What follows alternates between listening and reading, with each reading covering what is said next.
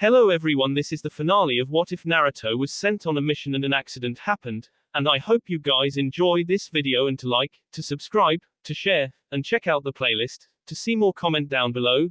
Now let's start the intro. They call me a god.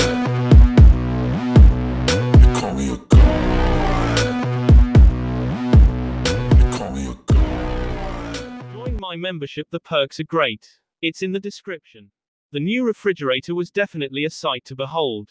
It stood a towering 9 feet tall, its entire body made of stainless silver steel that was quite blinding, as commented by one Hatake Kakashi. It also had a built-in water dispenser that Jiraiya had been all too happy to play with. He very nearly flooded the house if it wasn't for the combined efforts of Guy and Neji to stop him. Orochimaru did not dare go near the refrigerator because it made weird whirring sounds whenever he wanted to take some water. The serpent made it a point to ask anyone kind enough to do the task for him. Naruto found this behavior peculiar, but then, he knew that his mentor was a technophobe. Kelvin, as Kakashi called their new company, sat comfortably in the kitchen, and the ninjas could not help but gape at it every time they ate. It became the subject of many eccentric but faintly interesting conversations. But it looks like a big coffin. It'd be perfect to use in Kuchio's Edo Tensei, I expect. Jiraiya sighed. Orochimaru, you worry too much. Do you think it'll eat spandex-wearing idiots? A certain, thick-eyebrow Junin choked over his miso soup. Excuse me. Do you think it won't rise up upon midnight and kill all of us? It's just a refrigerator, Orochimaru-sensei. Surely you have one in your village. Well, no. We only use those styrofoam boxes filled with ice. You're hopeless. The other object of attraction was the handy video camera Shizune had, secretly, sent in the package. At first Neji wanted to throw it away since it was hastily wrapped in brown shipping paper, but Naruto stopped him as he found a note that seemed to have been taped to it but got detached in the delivery process. It was written in Shizune's minuscule kanji, and it read, "I'm sending this to you because it's a precious thing, and Tsunade-sama wants it to go to waste by dumping it in the pawnshop for money. Please take good care of it. I'd rather see it in your hands than see it eaten by a slot machine."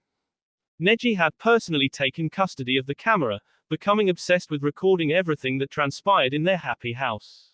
And the word everything literally meant everything. This is a nice spring day, Minasan, and let's see around if we have some interesting footage to uncover. The view offered a glimpse of the house's main aisle as Neji walked down it, holding the camera at face level. Naruto comes out of the bedroom on the left side of the screen, yawning. The blonde does not seem to notice that his boxes were still several inches low of covering the right side of his behind. Neji chases him and the view on the cane bounces up and down. And we see Naruto's behind. Naruto hears this and angrily turns around. Put that away, Neji. And then a crash is heard and the camera lies on the floor, offering a tilted view of the ceiling, until a pair of pale feet stops before it and unseen hands clumsily picks it off the ground. Alright, what is the camera doing on the floor? Orochimaru's voice sounds. The young Anbu's obsession finally reached an unhealthy level. The young Anbu even succeeded on taping Kakashi while the Sharingan wielder was picking his nose as he sat on the toilet, and thus Guy decided to take matters into his own hands by tying his student securely on a chair and spent 8 hours of lecturing him about youth. Neji's agonized screams could be heard from the kitchen, where the exorcism took place. Orochimaru and Jiraiya decided that the camera should be put away for everyone's sakes, so the snake Sanin swallowed it whole in one wet gulp. "That's so disgusting," commented one fox boy named Naruto as he watched his mentor burp and pat his belly merrily. January finally ebbed into February, a rather depressing month for Naruto. The constantly climbing temperature coupled with the ever-hanging threat of Valentine's Day proved to be a spectacular source of stress. Kakashi and Guy, on the pretense of getting more food supplies, disappeared back to Konoha. Jiraiya followed 2 days afterward on the excuse that he had to take the 100th Ika book to the publisher. Now, only Naruto seemed to be down in the dumps. "You know, you're better off here, Naruto," Neji said patiently as he sewed up a nasty hole on one of his socks. "It's really boring on Valentine's Day. Even until now I can't understand what's supposed to be so special about it. I do get my share of those horrid heart-shaped pink boxes, but I'm no chocolate lover, Naruto.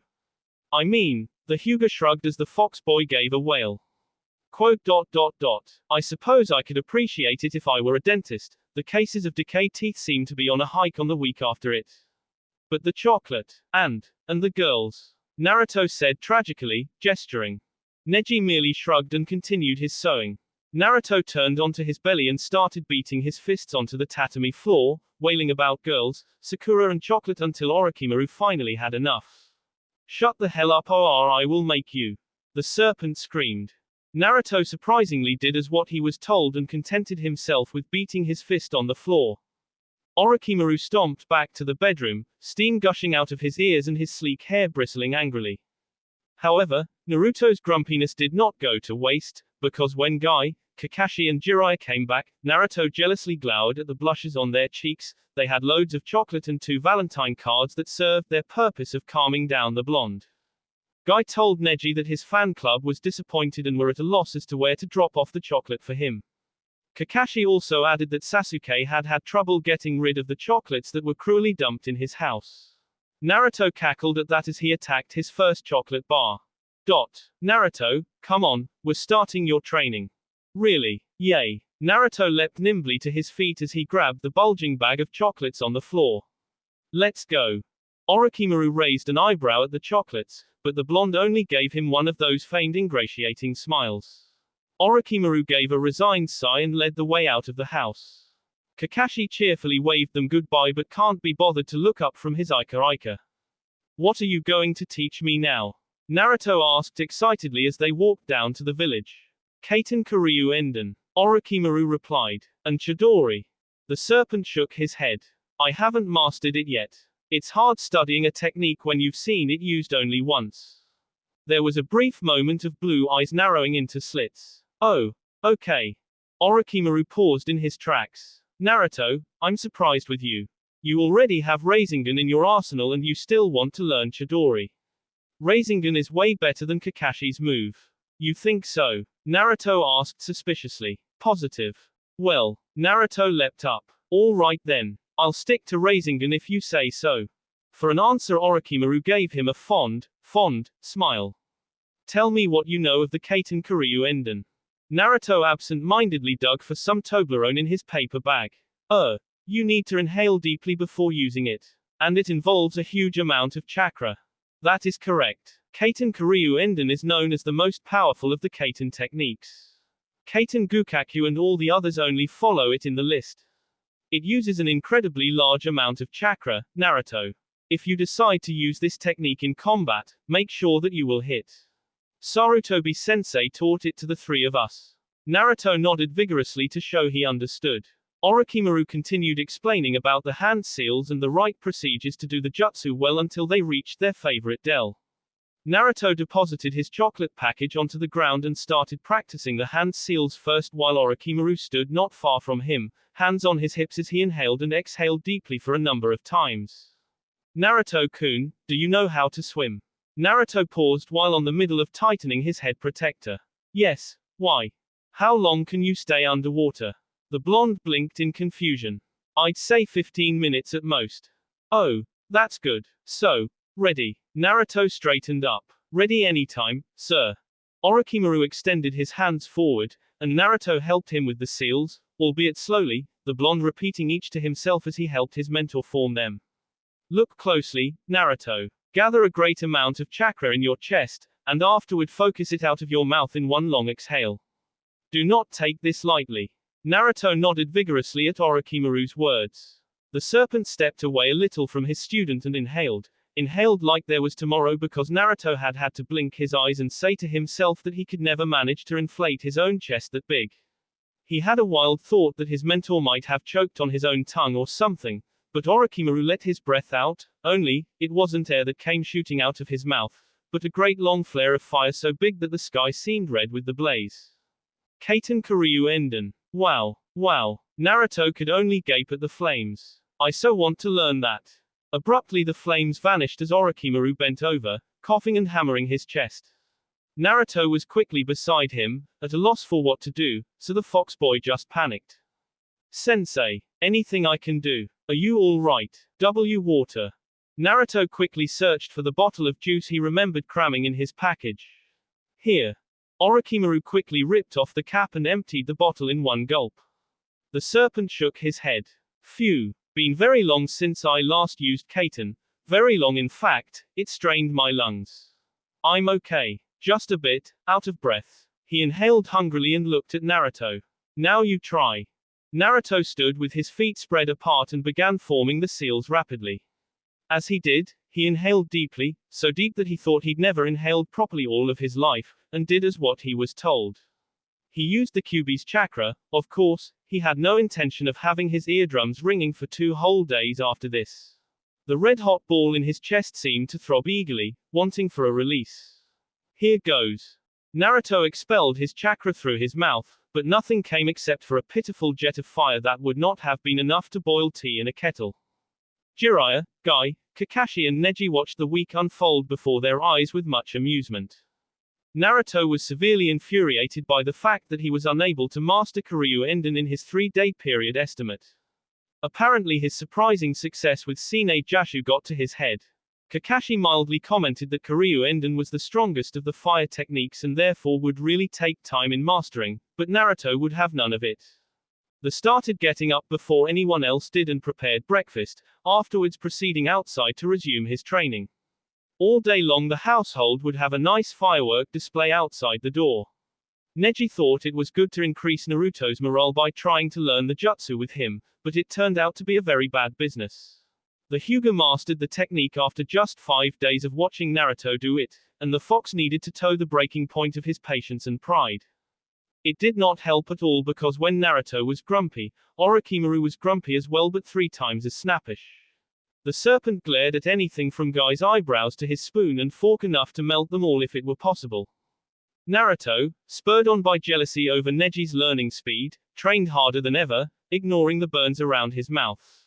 During those days Orochimaru took to covering the lower half of his face with a scarf or a towel. Naruto even started training at dawn, dragging his sleeping mentor along with his futon if needed. At the first time Orochimaru had very nearly freaked out when he woke up in the middle of the dell and not in the bedroom, happily squashed beside his sliding window. You're not gathering enough chakra, that's your problem. Orochimaru said crossly one day as he sat on his futon while out in the middle of the little green valley. Not gathering enough chakra, Naruto repeated angrily, pointing a finger toward Orochimaru. I'm already towing my limits here. You have no idea how much breathing has become very hard for me. He yelled. All you ever do is order me around like I'm some houseboy scurrying around for chores. Orochimaru's pale face twisted. You're having breathing problems. Well, woohoo, what a miracle. Because if you're having breathing problems, what about me, eh? He rose and gestured toward himself bitterly. What about me? Have you ever thought about me? All you ever do is complain when I'm teaching you something, and your pitifully clogged brain is forgetting how much pain I feel when you try to perform the jutsu correctly. Well woo, I have a happy life because breathing is like inhaling fire. I'm burning inside, the serpent shouted. For once in your life stop thinking about yourself. Naruto opened his mouth to reply, but his blue eyes locked onto his mentor's bandaged hands. The fox hung his head in shame. What a shame indeed. I forgot how much he has to endure just for me to learn all this. You're right. He paused. I'm sorry, Orochimaru-sensei. I forgot. Orochimaru's face softened. Forget it. Try again. Failing is not a sin, Naruto. I myself took an entire year to master this. With that he folded his legs underneath him and gathered his blankets around him. Naruto nodded, regaining his cheerfulness. He pivoted on his heels and shot flame from his mouth, which, his mentor happily noted, had been constantly getting bigger and more powerful than the last. The last week of March dawned very hot all over the Fire Country. Kakashi and Guy returned to Konoha 3 days before because of a summons Tsunade sent them by fast ninja mail. Jiraiya had gone with them because he also received a letter from his publisher and had to fix a sensitive business with the firm. Orochimaru expressed his opinion that Neji was indeed one tough guy to endure not going home for 6 months now. The Hyuga colored slightly and laughed. To ease themselves from boredom, Neji suggested they stage a barbecue for dinner, causing the 3 of them to stay up until 12 before they finally heaved themselves to the now mercifully spacious bedroom and sleeping. That morning Orochimaru was curled up near his usual place by the window, one bandaged arm above his head as he slept. The door slid open and Naruto entered, jacket open to reveal his sweat-slicked white shirt underneath. The blonde was breathing heavily, but a wide smile was pasted on his whisked face. Sensei, Sensei, wake up, you have to see this. Sensei. Naruto, you're up early again. Orochimaru muttered sleepily as he stirred. What is it? I've done it, Sensei. I can do it, Naruto declared excitedly as he bounced on his heels. Come and see, quick. Orochimaru sat up and started to rub his eyes while Naruto dashed back outside. The serpent gave a mighty yawn and turned to Neji, who was still lying spread-eagled on his own futon, Naruto's brown sleeping cap perched lopsidedly on his head. Orochimaru got to his feet heavily and fixed himself some coffee in the kitchen before joining Naruto outside. The blonde had already finished doing the hand seals and was now holding his breath and chakra ready. The red flame of the Kyuubi's power danced around him. Orochimaru leaned on the door to watch as he sipped from his mug. Kaiten. Kiryu Enden. A huge and long flare of fire shot from Naruto's mouth, so high it seemed to touch the sky itself. Very good, Orochimaru murmured appreciatively. Very good, Naruto-kun. Panting, Naruto gave him a thumbs up. Let's go have breakfast. I'm starving. Laughing, Orochimaru beckoned his student forward, and when Naruto did, the serpent had an arm around his shoulders and led him back into the house. There was something strange that morning. Orochimaru could feel the eccentricity of it jerk him out of sleep. The serpent sat up and gave a wide yawn before rubbing his eyes. The entire house was silent except for Naruto's snoring. Wait a minute. Orochimaru stared hard at his student. Naruto was lying on his belly, his face squashed into his pillow as he snored into it. What was so strange about that? What? Slowly, Orochimaru's jaw dropped open. Wait, it's. His damaged right hand flew to his chest. That was the thing that jerked him out of sleep. His chest was no longer felt oddly clogged as if he had just swallowed something and the thing refused to slide down his esophagus. The link. Our link, it's gone. Gone. Orochimaru whispered the word. His golden eyes widened as he jumped out of his bed and ran out of the house on bare feet. He continued to run and run until he was sure he had gone beyond the 50-meter limit. And there was no pain. No unbearable tightening and no jerking, no invisible hand that tugged him irresistibly toward Naruto. He was free. But before he could wallow in his freedom, Orochimaru had to suddenly jump to his right to evade a kunai that would have lodged itself into his forehead. A cold, calculating expression took over the serpent's face as 4 ninjas from the rain appeared around him, cornering him completely. What do they want with me? Orochimaru thought as he stared hard at each of his opponents, sizing them up and computing estimates with blinding speed in his head. His golden eyes finally rested upon the largest of the ninjas who cornered him. The creature, Orochimaru could never think of it as a man, was well over 9 feet tall. The other 3 he could KO easily even without his jutsus, but this one. Well, if it isn't the famous Sannin Orochimaru. Rat Face greeted as his fingers turned into blades. Orochimaru ignored him. His mind wandered back to the boys. Naruto and Neji. He made to run back to their house, but the big one barred his way by extending a muscled arm and punching the ground that led up to the climbing, craggy path. Orochimaru's eyes blazed as he glared at the creature. Get out of my way. He whispered in his most dangerous voice. Rat Face sneered. So it's true then. The great snake Sannin Orochimaru has grown unbelievably soft. And then man even dared to spit on the ground. There was a crash and a billowing cloud of dust from the top of the cliff. Orochimaru felt his heart skip a beat. Naruto. Neji. But the big creature stood in his way like a rock. Sking irritably, Orochimaru assumed a fighting stance as chakra flared around him in a lethal glow. Neji had been sleeping like a log a second ago. That is, until one silvery eye opened slowly and Byakugan was activated. Slowly, the Hyuga sat up, all senses on full alert. The house was surrounded. Neji tiptoed up from his blankets and unsheathed his katana. He then slowly made his way toward Naruto. Naruto. The response was quick and excited. I know. How many? Just 2. The fox boy gave a pout. Just 2. Are they underestimating us that badly? Neji smiled as he fixed the brown sleeping cap on his head. Let's teach them a lesson, shall we? Gladly. Naruto bared his teeth eagerly. And then Neji grabbed Naruto by the collar and pulled him to safety by jumping away from the window, which exploded in a rain of wood and paper. There was a wild shout just as a very ugly rain nin jumped into the room, what looked like a scythe raised ready in his hand. However, the intruder vanished in a puff of smoke, and Neji ground his teeth. Cage Bunshin. Damn it. Naruto jumped up from behind, right arm extended. Sine Jashu. 6 king cobras shot out from his sleeve to the original attacker outside. There was an agonized scream as venomous fangs buried deep into human face. Orochimaru ran back to the house with all of his might, panting. He finally reached the yard and could not help but give a long breath of relief as he saw Neji and Naruto standing before him, apparently unhurt. How many of them attacked you? Orochimaru asked. Just 2, Naruto snorted in disgust. He lifted his blue eyes to his mentor's worried face. You. 4. Orochimaru answered as he led the way back into the house. Apparently they thought I should be first priority. Fatal mistake, that, they should have watched out more for the 2 of you. They reached the kitchen and Orochimaru asked Neji to fetch the medical box, and the Anbu quickly obeyed after depositing his katana on the table. Naruto quickly fussed over his mentor's hands. What did you do? Naruto demanded as he gingerly removed the soiled bandages. I had no choice. Orochimaru replied. The biggest one of them was quite strong. I was hard put without any jutsu on me. Don't worry, I didn't use any. He added hastily as Naruto glowered at him. It was just that. I couldn't avoid one punch and had to shield myself with my arms.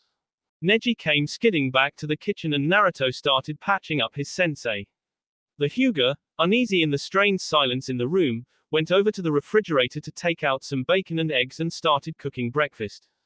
Who were those rain ninjas? Why did they attack? Neji inquired as he poured some cooking oil into the frying pan. Takemi, obviously. Orochimaru said with a mirthless laugh. I don't know why they attacked you both, however. He gave a thoughtful frown. Naruto straightened up and ran a hand through his blonde hair. They mentioned my Kyuubi. Neji and Orochimaru gave him a sharp, quizzical look. The blonde fox shrugged. But of course I didn't waste time asking for details. I K the damn trespasser right away. We aren't safe here anymore, if you ask me. Neji said matter-of-factly as he tipped the bacon and eggs onto a large plate and shoved it toward Naruto and Orochimaru. The Hyuga briefly returned to the cupboards to take out a huge loaf of bread. He then sat down beside Naruto and started eating. But the Hyuga froze just as he was about to bite into his sandwich. Wait a minute. He turned his silvery eyes toward Orochimaru.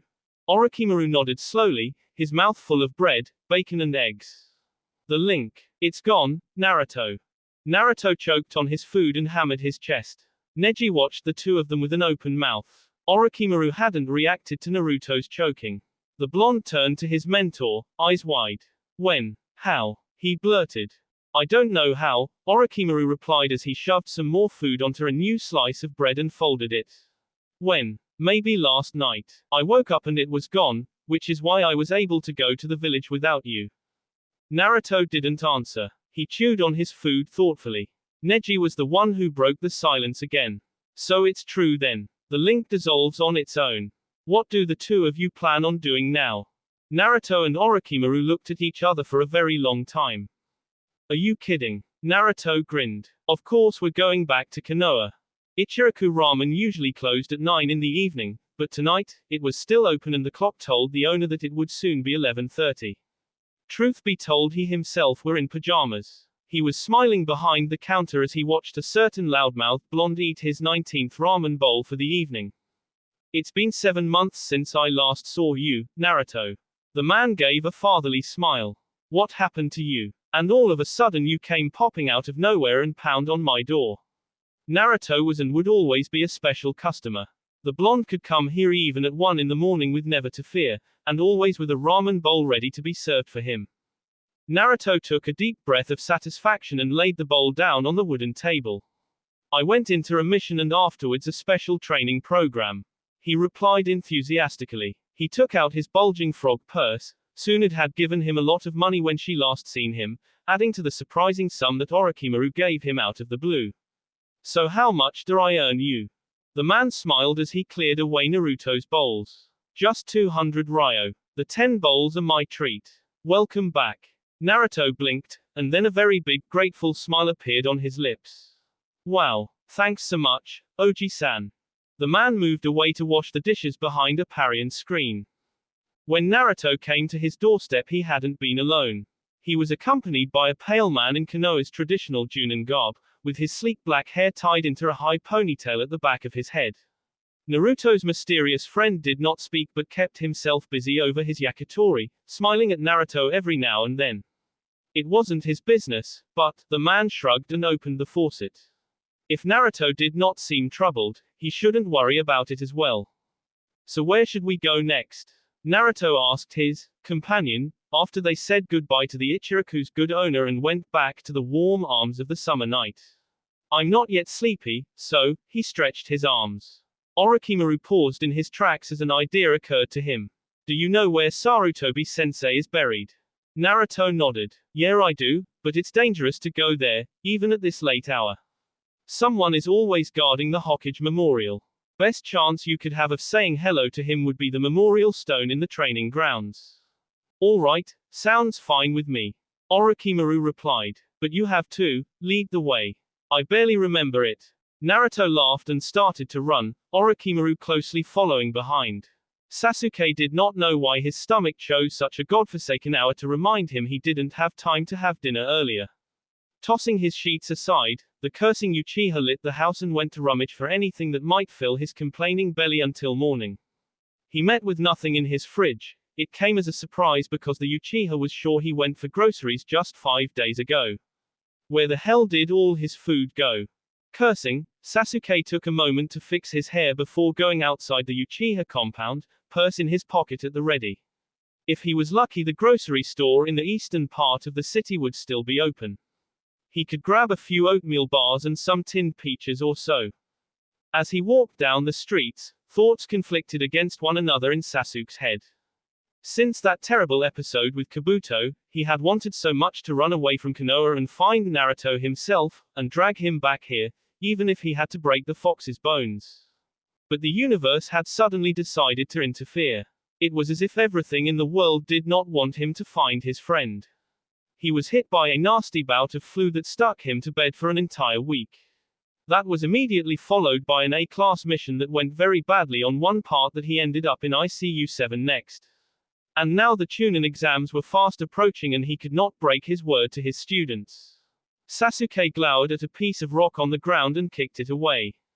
He wondered how Naruto and Neji were. Neji was in a really big trouble the moment he came home. The Hyuga would be very lucky indeed if he could survive the wrath of his Anbu squad, and after that he had to deal with the rest of his clan. Sasuke shook his head. Neji wouldn't probably end up in ICU 7 again after that. Naruto, where are you? It seemed darker in this part of Konoha. They were well out from the city, and the stars and moon provided the only light available. The big form of the memorial stone stood in front of them. It was very silent, not even a breeze could be heard whispering. Naruto stood in respectful silence and distance, watching as his mentor approached the stone memorial and kneel beside it. It was bad enough that they couldn't go to the actual grave itself, but this was better than nothing at all. Orochimaru silently brought his hands together and started to say a prayer. Naruto tilted his head sideward and gave a small smile. His thoughts strayed back at the beginning, the start of every single miraculous change that had transpired. He wouldn't have thought he could do much work on a person everyone thought was hopeless and simply beyond any help. The link was gone now, and Orochimaru was soon going to leave, but Naruto was sure he'd miss the Snake Sannin. Besides, Naruto still needed last words to exchange with his mentor. The blonde gave a start at a sudden sob that shattered the silence. Blinking, Naruto looked at the scene before him. Orochimaru was lying as a heap before the memorial stone, crying softly. Naruto took an automatic step forward, but a part of him said that it was best if he let his mentor alone like this for now. The blonde shoved his hands into his pockets and resumed watching in silence. Quote. I'm sorry, Sarutobi-sensei, I'm so sorry. Naruto grinned. Yep, he's changed. When I first met him the word, sorry, had been ruthlessly scratched out of his vocabulary. It seems he's rewritten it now. It took Orochimaru 30 minutes to regain his composure. Let's go, Naruto-kun. Naruto nodded. They walked in silence alongside each other. Sensei. Yes. Will you still wage war against Konoha? Quote. To tell you the truth, Naruto, I haven't been confused as this all of my life. I don't know what to do next. Why not come back to us? You can stay with me in my apartment if you like. There was a laugh as Orochimaru had an arm around his precious student. Naruto, you're already 17 and a Junin and yet you still do not know the politics of the ninja nations. Your idea is most appealing to me right now, but I am afraid I will not be able to. I will never be able to. To come back to Konoha is to hand myself over to justice, and handing myself over to justice means my death. Do not get me wrong, I am not afraid to die now, thanks to you, but do you want me to die? Naruto stopped on his tracks and clenched his fists angrily. I can talk to Tsunade and tell her that you've changed. And if I have to talk to every head of the ninja nations, Gaara will understand, I will make them see that you're not evil now. Orochimaru shook his head sadly. Naruto, you can't. There will always be people who will never be able to understand and appreciate your side of the story. The different cages of the ninja nations will not trust me overnight, Naruto. I'm a criminal again. I will always be on the run. You can't do anything to change that. Angry tears welled around the startling blue eyes. Naruto scrubbed them off angrily, but strangely, wiping them only made them gush out more. Stupid tears. Why are you all coming out now? I will change the world if I have to. He cried. Darn it, if only I'm Hokage right now, if only I had Tsunade power. I definitely will. Orochimaru could not say anything. One day, when I'm Hokage. Naruto sobbed. When I'm Hokage, Konoha will be ready for you. I'll welcome you back myself. I'll work hard to make the people see. They'll believe me. I know they will. Naruto, you should not use your power to force people to believe in what you believe in. Orochimaru said gently. You should never, ever shackle the free will of your people.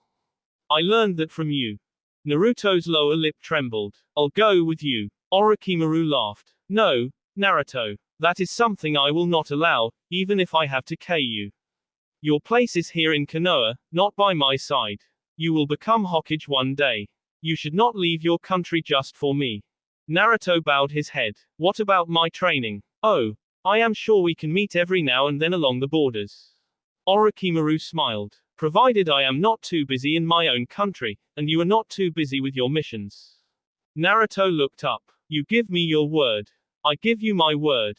Orochimaru reached up and removed his old Konoha head protector and handed it to Naruto. The blonde bit his lower lip. It seems inappropriate, but he threw himself around his mentor in a tight, farewell hug.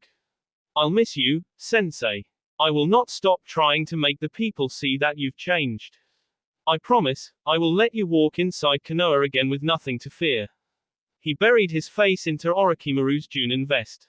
I will miss you too, Fox. They pulled away after a moment. Naruto tried very hard to regain his cheerfulness. Before you go, let's have one last stroll around.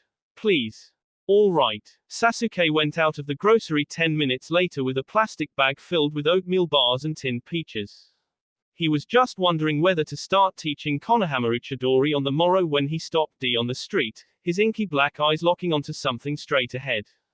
It was Naruto. He would not forget that blonde head and whiskered face. Naruto was smiling widely and talking cheerfully to Ray.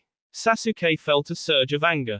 Orochimaru looked like a normal Junin, what with the vest and his hair into a ponytail, but he would never deceive Sasuke's eyes. The Uchiha's groceries dropped to the street. Naruto! He shouted. Naruto and Orochimaru stopped in their tracks at the sight of him. But Naruto was quick to recover from his shock. The blonde immediately grabbed the serpent by the wrist and started to run away. Naruto, come back! Sasuke yelled as he accepted the chase. Why are you with that traitor, Naruto? Naruto! Naruto gave him a strange look and performed the seal for Kage Bunshin no Jutsu. 100 Narutos puffed into existence, barring the Uchiha's way. The serpent and fox disappeared into the next street. But Sasuke was not giving up as he formed the seals for Kaiten Ryuka no Jutsu. One massive flare of fire cleared Sasuke's way. The raven-haired Junin immediately rounded the same street himself, but it was at the end. Naruto and Orochimaru were nowhere to be seen. Grinding his teeth in frustration, Sasuke leapt to the walls and roofs of the adjoining buildings and continued the chase by Konoha's rooftops. Meanwhile, Naruto was fast leading his mentor to a safe escaping ground by the southwestern forested area of the Hidden Leaf. Sasuke's expression upon seeing him with Orochimaru gave him the bitter proof of what his mentor had said about him being a criminal again. Wait, the fox said, holding out an arm. Wait, sensei, give me your hands. Kage Bunshin. There was a puff of smoke as 50 Orochimarus and 50 Narutos materialized. Naruto immediately turned to the clones. All of you pair up and go into different directions, quick. Distract Sasuke. Keep him off our backs in the meantime. Hurry up. Do as the boy said, Orochimaru instructed his clones, who nodded eagerly. 50 Orochimaru Naruto pairs scattered around Konoha. Meanwhile the originals sped off into the southwestern direction side by side. Orochimaru saw a second pursuer jump out onto a roof far east of them. He quickly signaled for Naruto to stick close to him. Why, sensei? The fox asked at once. It's Kabuto, was the only reply. Naruto's lips thinned but did not say anything. Akamaru barked suddenly, making Kiba sit up reluctantly and rub his sleep eyes. The dog boy fumbled for his alarm clock and looked at it. It was 2 o'clock in the morning. Groaning, Kiba yawned. What was that for, Akamaru? And I was having a nice dream, too. But the dog ignored him. Akamaru kept barking at Kiba's window. Senses clearing, Kiba frowned at his seemingly innocent window as he pulled out a kunai from under his pillows. Who in the name of, wait, I know this scent. There was a loud crash as Naruto and Orochimaru burst into Kiba's room through his window. Akamaru was barking like mad, and Kiba leapt up, ready to K, his eyes wide in shock. But Orochimaru and Naruto vanished in a puff of smoke, and the smoke barely cleared when a fuming Uchiha Sasuke came skidding in after them. Damn it, Kage Bunshin again. The Uchiha hissed. Sasuke. Kiba burst out. What the hell are you doing exploding out of my window at this godforsaken hour? There's no time to explain. Sasuke yelled. His eyes were blazing Sharingan red. Come and help me, Naruto's back. Quick. That was all and the Uchiha leapt out of the window. But, well, what? Said Kiba, flustered. My window, You're going to pay for my window. Akamaru, come on. They both followed Sasuke outside. Naruto leapt from the high wall and landed safely onto the ground, Orochimaru quickly beside him. Fear coursed rapidly inside the fox, but not fear for himself but fear for his mentor. The fox turned to his mentor. Hurry, sensei, Sasuke's already woken half of Konoha with his racket. I don't want you caught, sir. Please, leave, Naruto said urgently. Orochimaru nodded. Take care of yourself, Naruto, always train hard, give your best. I will, sir, please go. Go. And then Kabuto landed not far from them. The notorious medic was glaring at Naruto, but the blonde ignored him. Orochimaru pulled Naruto into a tight hug, making Kabuto gape. Take care, Naruto. I will continue being your mentor, I will train you, I will help you become Hokage. Promise me that you will become Hokage for yourself, for me and for the people of Konoha. And he gave Naruto a K on the head protector. Kabuto swayed heavily on his feet. Orochimaru-sama. I will become Hokage, sensei. I promise I will, and I will make you come back to Konoha one day. Orochimaru pulled back and peered at Naruto's face for the last time. I will see you again.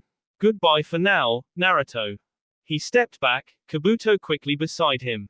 He gave Konoha's walls a last look before he turned on his heels and fled into the darkness. Naruto watched him and Kabuto as the shadows gradually thickened around them, and then they were gone. Naruto looked at the head protector in his hands. The symbol of the leaf etched upon it never held more meaning for him. The fox smiled. So what happened to the house? Kakashi inquired as he sat beside Naruto one fine summer day in Ichiraku Ramen. The fox boy shrugged. Oh, it's still standing, don't worry. Neji sealed it off with an easy jutsu so nobody would dare wander in and steal our stuff. And Tsunade Barkin did say that we could come back there anytime we want. It was better than watch her house slowly rot off anyway. Did you ever get an inkling why those rain nins attacked you? Naruto shook his head. Don't care. I have enough on my back what with the Akatsuki guys. Kakashi nodded slowly. Why did you let Orochimaru go? Naruto looked at him as if he were mad. What are you saying? He's my sensei. There's no way I'll let him be hanged. The fox replied stubbornly. He poked his ramen idly. Besides, he gave me his word that he won't go attacking Konoha anymore. I trust him, Kakashi-sensei. The Sharingan wielder gave a resigned sigh and decided not to push the matter further. Naruto got really scary if you argued past his patience. So you trust Orochimaru would no longer attack, huh? They would all have to wait and see then. Naruto's work on the serpent was still to be put to the test. Tsunade was not very happy when she found out that Naruto let Orochimaru escape. And they were in Konoha when it happened, too. Oh, the irony. I heard from Guy that you made Anko faint the other day. Kakashi grinned under his mask. What the hell did you do? Naruto grinned cheekily. I showed her one of my new techniques. She fainted on the spot as cobras peeked out of my sleeve and said hi to her. Ohio, said a fatigued voice. Naruto and Kakashi turned around, surprised, to see Hyuga Neji enter Ichiraku's clad in his full Anbu suit. Neji looked worse for wear. There were dark circles underneath his eyes and Naruto noted that his cheeks deflated for a few crucial centimeters. Neji sat down on Kakashi's other side and ordered a sushi platter. Still working hard to pay back Tsunade's flat screen, eh? Kakashi smiled at the Anbu. Neji nodded wearily. 5 missions every day, Kakashi. 5. And I thought I saw the last of those D-ranked chores when I had been Genin. And that's still not counting in my Anbu assignments. The Hyuga gave a pitiful moan as he pillowed his head onto his armored arms. I'm sure you'll be able to pay it back one day, Neji. Naruto said pleasantly. I sure wish, the Anbu squeaked. Another unexpected customer burst in on the ramen stand. It was Konohamaru, looking very excited over something. He was clutching a golden hardbound book that Naruto recognized at once as Ika Ika Paradise 100. Konohamaru seemed to be looking for someone. Hey, did you see Sasuke-sensei? The genin demanded. Kakashi, Naruto and Neji shook their heads. Konohamaru was just about to leave when Naruto rose.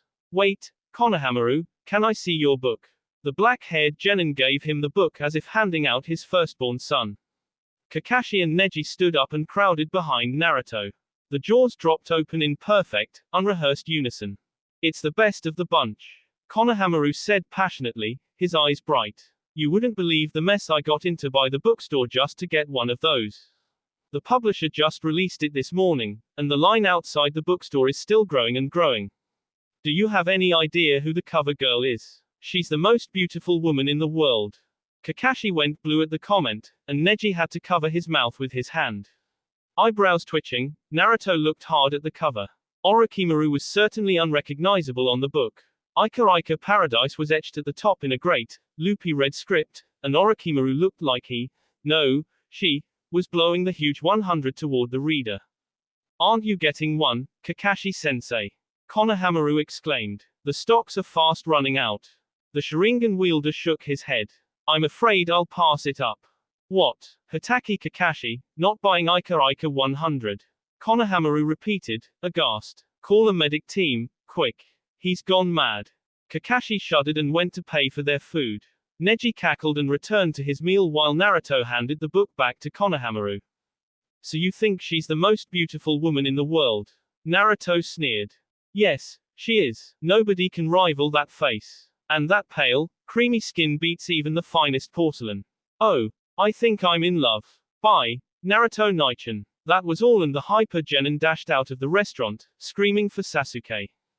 Naruto returned to his seat, cackling. How do you think they'd react once they find out who the mysterious cover girl is?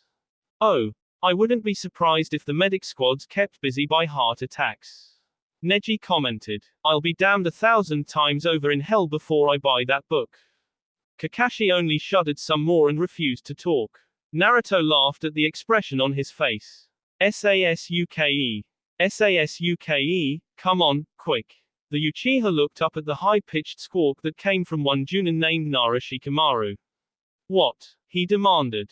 Shikamaru quickly shoved a golden hardbound book under his nose. Sasuke's eyes widened at the sight of the voluptuous black-haired cover girl. The Uchiha immediately grabbed the book from Shikamaru's hands to gape at it. It's out. Where did you get this? When? Why? How? It's out. It's out. Yes it is. Yes it is. Shikamaru answered just as eagerly. He snatched the book from Sasuke's trembling hands and rubbed his cheek against the cover girl's face. She's so pretty. She's so lovely. She's the best of them all.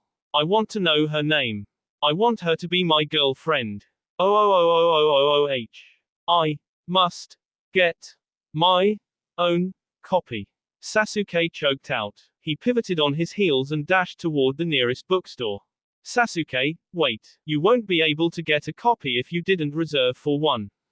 Hey. But the Uchiha was already too far away to hear. Shikamaru shook his head and resumed the book in his hands.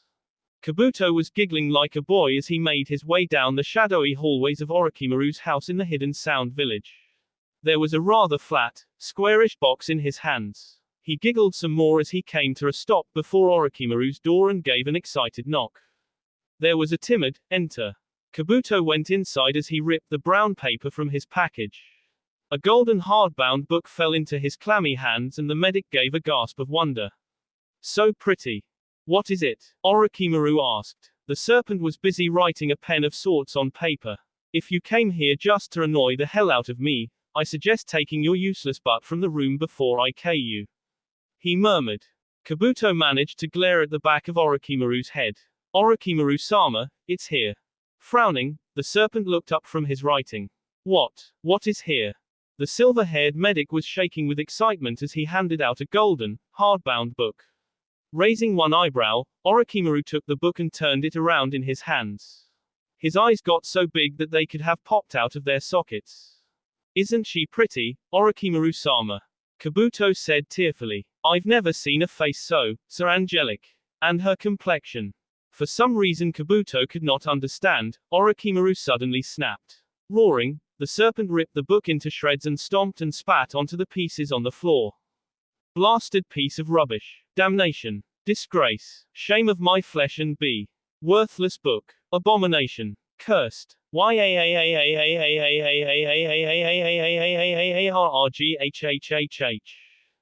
book. No. Kabuto wailed as he tore at his hair.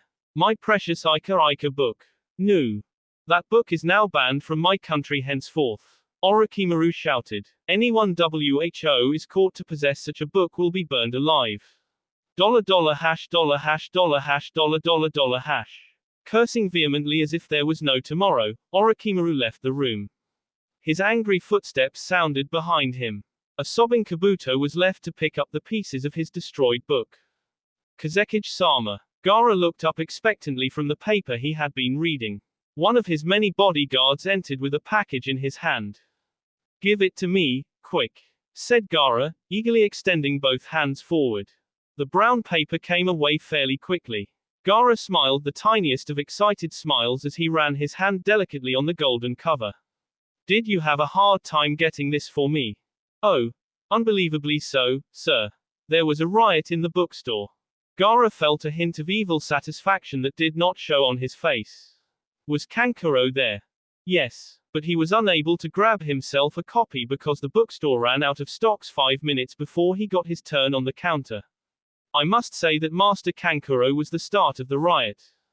The young Kazekage gave an evil laugh. Oh, I will make him suffer. He did not lend me his 99th book because I had suffered the out-of-stock problem. Now it's his turn on the spits. I will not lend this book to him, and he will suffer miserably as he watches me read it to his face. Kazekage-sama is cruel. Green eyes fixed onto the sand dunen. Oh yes, I am cruel. Anybody else who would have seen Gaara at that time would say that he was the perfect image of evil as he sat on his enormous swivel chair, clutching the golden book close to his chest and teeth bared in a feral smile. Sasuke was complaining loudly as he made his way back to his house. Shikamaru had his arm around the Uchiha, trying his best to comfort the raven-haired Sharingan user. Come on, it's not that bad. Why did it have to run out of copies just as I came forward? I don't understand. They cheated me. They didn't want me to buy one. No. Come now, look, I'll lend you mine as soon as I finish reading. Shikamaru. Really? I promise, mate. Ooh. My savior. Thank you. No problem. And then as an afterthought, only because your complaining is way too troublesome. The two Junins walked side by side, exchanging ideas about who the cover girl might be and how pretty she was. Oh, if they only knew. The end. That will be all for this video. Be sure to like, subscribe, share, and comment down below for more videos. Goodbye.